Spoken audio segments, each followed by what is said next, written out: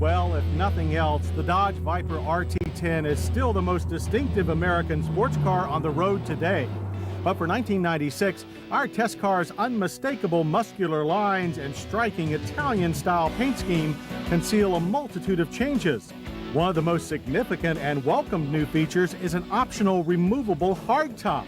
Only 4 simple bolts are required to choose between open-air motoring or relatively weather-tight driving. We say relatively because these removable, now sliding plastic side windows still don't offer the convenience or security of proper roll-down units.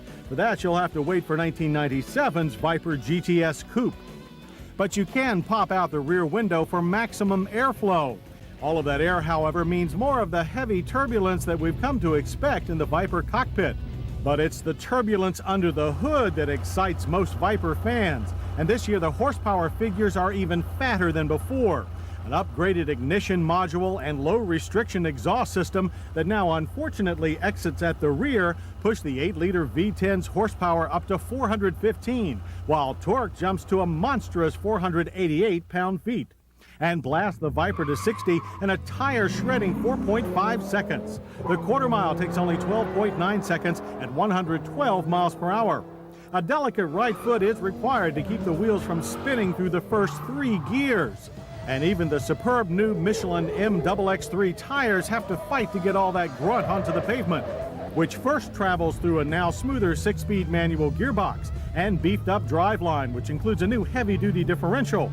The drivetrain rides in a lighter, even stiffer chassis for 96, while the suspension gets a host of new cast aluminum pieces as well as revised spring and shock rates. This helps tame the Viper's sometimes twitchy cornering behavior without affecting its lightning-quick turn-in. Though a touch more steering feel at high speeds would make it a bit more predictable at the limit, the Viper is still a thrill to drive fast. A bit more feel is also desirable from the massive brakes. The lack of ABS means front lockup if you're not careful, but there is more stopping power. Our 96 test car took an average distance of 110 feet from 60. So while no one is going to call the Viper refined, it is now also a better street driving car, where the new suspension offers a smoother ride than the jarring stutter of last year. While the removable hardtop provides substantially increased protection from the elements, the interior that it covers is basically unchanged from last year. It's the same no-nonsense workplace as before. The seats are wide and supportive with generous side bolsters that hold you tightly in hard corners. The large, clear analog instruments are laid out in a straightforward, if vintage-looking manner, while the few amenities, such as the simple 3-dial ventilation controls, air conditioning is optional, and 130-watt cassette stereo fall easily to hand. No space is wasted, as shown by this large stereo speaker box mounted between the seat backs. The trunk has been reshaped, so a flat tire will now fit, although it still fit best for short trips. But then who's going to take a long excursion in a Viper?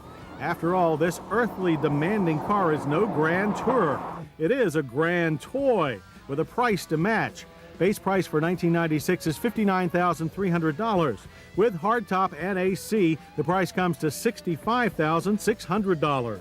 So the Viper still isn't what you'd call practical, thank goodness. But it is one exceptionally satisfying driving machine.